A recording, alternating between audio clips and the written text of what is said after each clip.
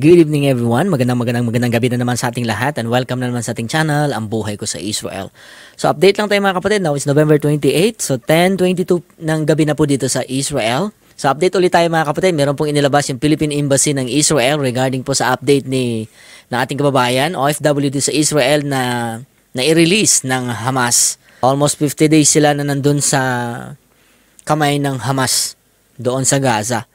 So sabi dito, naglabas 5 hours lang ito mga kapatid kanina lang. So November 27, the Philippine Embassy is posting the video below of Brother Jimmy Pacheco responding to frequently asked questions from the media. So the embassy regrets that he cannot grant interviews at this time to allow him some private time to rest and recuperate and spend time with his family. So to fully support Jimmy's recovery, the embassy requests the media and the public to respect his privacy at this time. Hindi pa siya pumayag sa mga public interviews. So ayan, pakinggan lang natin. So this is Jimmy Pacheco, isa po sa mga OFW dito sa Israel. Kung hindi ako magkakamali, 6 years na po siya dito. So yung unang tanong sa kanya dito mga kapatid is, kamusta na po kayo? Ano po ang una ninyong naisip nang sabihin sa inyo na papalayain na kayo? Ngayon, okay naman po yung pakiramdam ko na nag-i-improve. Saka, hindi ko na expect na lalabas. Ayan, so praise God. Sabi niya, maayos na yung pakiramdam niya, nag-improve na. So, ibig sabihin, talagang for almost 40 to 50 days, malaki talaga yung pagbabago niya. Sa mga araw na yun. Kasi wala naman silang sinabi na lalabas. Basta, nilipat lang naman ako ng kabilang area. Okay, so ayan, hindi niya ina-expect talaga na lalabas siya. And God is good. Isa siya sa mga na-release for the first day, siya po yung isa sa mga na-release ng Hamas. And hindi rin natin ina-expect, but it's a great blessing talaga na nakalabas yung kapatid natin na ito ng buhay sa kamay po ng mga Hamas. So, next question niya, namayat ka ng husto.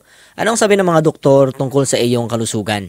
Sa pamamayat na yan, of course na natural lang po na mamayat ka kasi hindi naman enough po yung food na ibibigay sa iyo. Tsaka about sa doktor po. Ayan, so hindi enough yung food na ibibigay sa iyo. Normal talaga yan kasi nga hostage sila.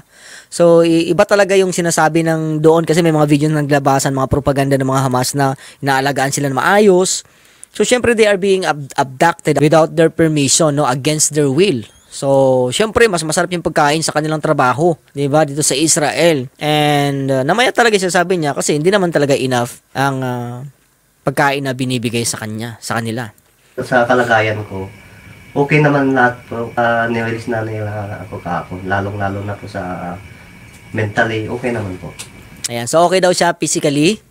Kahit namayat siya, okay siya. And mentally, chinek lahat ng hospital. And by the grace of God, he's strong. He's strong. Praise God. Ayan, next na tanong sa kanya, pakikwento ano nangyari nung sinalakay ng Hamas ang inyong kibbutz noong October 7? Sa tingin mo, bakit ka tinangay na nabihag at di ka pinatay? So, ang mga kibbutz dito mga kapatid is a small community sa Israel. Actually, yung kibbutz, nagsasama-sama yan sila. Parang mga tao doon, family. So, they share on their incomes. Isa lang sila sa kainan. Lahat ng mga bahay, doon sila nagla-lunch.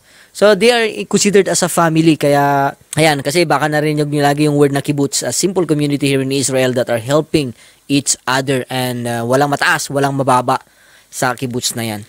So, pakinggan natin kung ano yung reason, ano nangyari nung sinalakay ng Hamas yung kibbutz nila at bakit siya tinangay ng mga Hamas. Pumasok na kasi sila hindi na rockets to rockets eh. Hindi ko na talaga akalain na bubuhayin nila ako kasi tinatay nila na yung alaga ko. So, hindi na niya akalain na bubuhayin siya kasi nga pinatay nila yung alaga niya. Grabe. Maraming salamat kasi sa oras na yun. Doon ko napatunayan na kung kailangan mo ang tulong ng isang Panginoon, nandun talaga siya sa... Grabe, no? Sabi niya, he believed, doon niya na-testify, na patunayan na pag kailangan mo yung tulong ng Panginoon, He's always there in your back. Andun siya sa likod mo and willing na tumulong. So, this is a grace, this is a miracle, and isa sa mga pinagpala si Brother Jimmy na makita niya talaga yung kamay ng Panginoon na gumabay at tumulong sa kanya. Ayan, sabi niya, nawalan ka rin ba ng pag-asa noong bihag ka? Saan ka kumuha ng lakas para hindi paghinaan ng loob? Ano po ang mga naisip nyo at pinagdasal nyo? Nung nasa city pa ako ng Gaza, wala na talaga akong pag-asang mabuhay at wala na akong pag-asa na makabalik sa pamilya ko. Nawala na siya ng pag-asa. So, ibig sabihin, nakarating sila sa city ng Gaza, imagine, pero na-realize niya kasi kilala niya yung Hamas eh. So, parang nawala na rin siya ng chance. Parang 0% ng ano na mabubuhay pa siya kasi nasa kamay na siya ng mga teroristang ito eh. Umugot ako sa unang-una sa Panginoon eh. Dasal ako. Grabe dasal. no? Grabe yung sinasabi ni Brother Jamie. He humugot. He gets strength from the Lord. This is the reality mga kapatid. Kung may mga challenges ka, may mga pinagdadaanan ka, you draw closer to God, you get strength from the Lord. Kasi minsan ini-empty talaga tayo ng Panginoon and then later we realize that there is more. There are more strength sa Panginoon. So si Brother Jamie, praise God, he draws strength sa Panginoon. Nawalan na siya ng lakas sa family niya, sa bagay din sa mundo, but hindi siya nawala ng lakas, ng pagtitiwala sa Panginoon. Sabi niyan, humugot siya ng lakas sa Panginoon. He come to God for strength. Sa mga anak ko, kaya ko to ako. Ayan. So, nagpapasalamat din siya, humugot din sa Panginoon, and then, sa mga anak niya, kasi hindi ko alam, 3 yata, or 2, 3 yata yung anak niya. Ayan, malaking blessing, na, syempre, tatay na siya, alam naman natin na nandito siya sa Israel to work lang talaga. Yun nga lang, napasama siya sa kagagawa ng mga Hamas na ito. May isa pang Pilipino na nawala, si Miss Noraline Babadilla. Nakasama mo ba siya o nakita mo ba siya? Yung kapwa ko Pilipino, hindi ko po nakita. Hindi niya nakita. Ano po ang mensahe ninyo sa inyong asawa at mga anak? Sabi ko naman na po sa kanila lahat. Yung dapat kong sabihin. Tsaka masaya ako noon na nakita nila ako, nakita ko ang mga anak ko. Ano po ang mga plano nyo ngayong malapit na rin ang Pasko? Ano po ang iniisip nyong Since gawin ngayong pumunta ako Pasko? ng Israel, hindi kami nagkasalo ng Pasko eh, kasi isang beses pa lang sa loob ng mag-aaning na taon na ako. 6 years. Na-experience na 6 years na siya hindi nakauwi at makapag-celebrate ng Pasko. Grabe, no? So, titiisin mo yung mga years ng Pasko para lang makapagtrabaho at mabigyan ng maayos na buhay yung pamilya mo. Magpasko doon, since na nag-Israel po ako.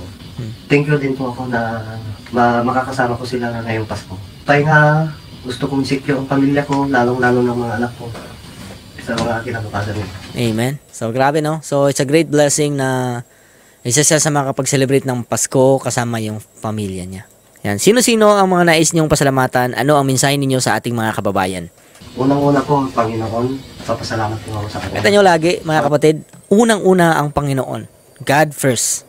So, yan yung laging Thanksgiving niya. When, sa mga challenges, unang niya ring hinanap yung Panginoon. So, hindi mo talaga matatago yung kaligayahan if you undergo a lot of challenges. May mga pinagdaanan ka sa, lalo na sa ganito ni Brother Jamie. Hindi mo mawawala yung expression na God is good talaga. Yung Thanksgiving, maibabalik mo talaga sa Diyos because He knew the miracle come from God.